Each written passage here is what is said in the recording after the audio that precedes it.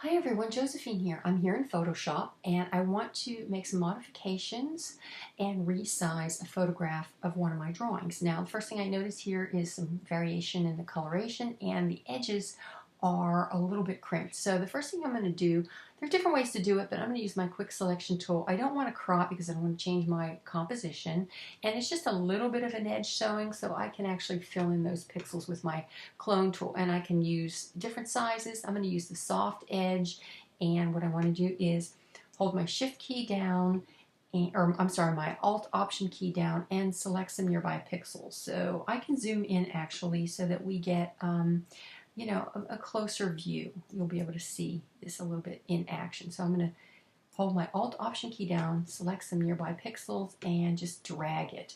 And I may have to do that a few times to fill it in and get some nearby pixels, so I'm not really changing the composition. I don't really want to make it look like there's any, basically I want it to look seamless. Okay, so I'm going to pause and do that other corner.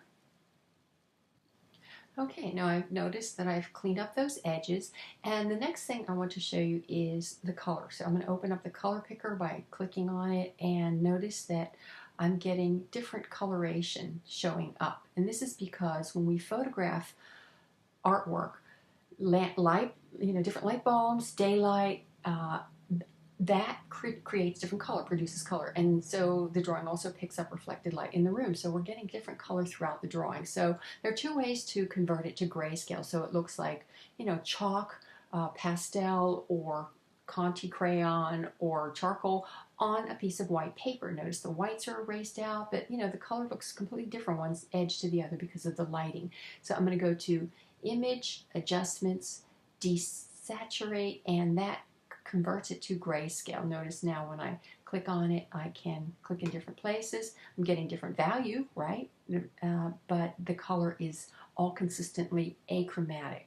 All right, there's another way to do that. I'm going to hit Command Option and the letter Z to get back to where it was. And I can also use the Control or Command key and the letter U, and that opens up this nifty tool, and I can actually desaturate, take the color out that way, say OK, and then the same thing, the color will register as grays rather than color. Okay, the next thing I want to do is save for the web, and I always want to save my original high resolution image. And I'm going to go to Save for the Web. You could also do Save As to make a copy, but we're going to save for the web. And notice here's my image, nice high resolution image. We can really see the details and the pixels and all the marks. I always want to save my original, but I want to save this one at 800 pixels. Now, notice if this number doesn't change to when you type in the first number, then the image is going to get distorted. So you got to make sure that this toggle is locked so it retains the original proportions. And then I'm going to save it, and it'll open up a file. I'm going to save it to my teaching folder and my demo, master's work, and my drawings. There we go.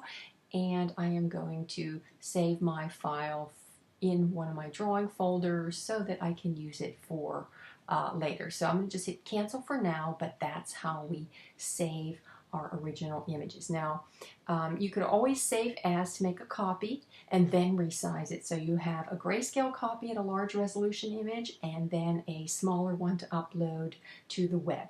All right, I hope that makes sense. Please let me know if you have any further questions about this.